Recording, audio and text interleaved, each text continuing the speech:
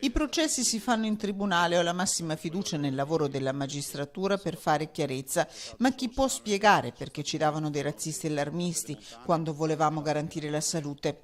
Dure le parole di Luca Zaia, governatore del Veneto, commento di un quadro che si è dimostrato in sede processuale fa gridare ai più allo scandalo. Secondo quanto diffuso in queste ore da un quotidiano locale, infatti, controlli sanitari dell'USL nell'ex base di San Siro, chiesti dal sindaco Roberto Milan, sarebbero stati ostacolati dall'ex viceprefetto di Padova Pasquale Aversa per favorire i responsabili della Edeco, la cooperativa che gestiva molte delle strutture del Veneto.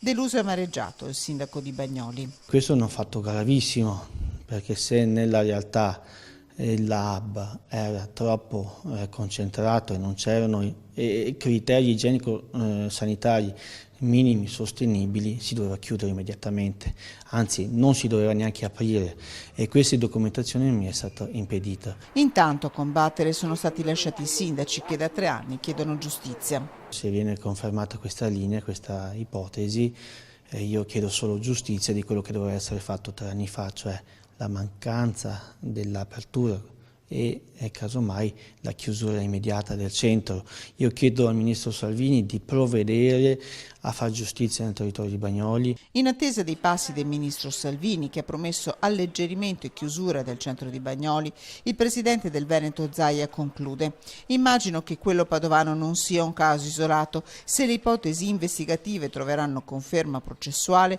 saremo di fronte a un caso che sarebbe generoso definire riprovevole.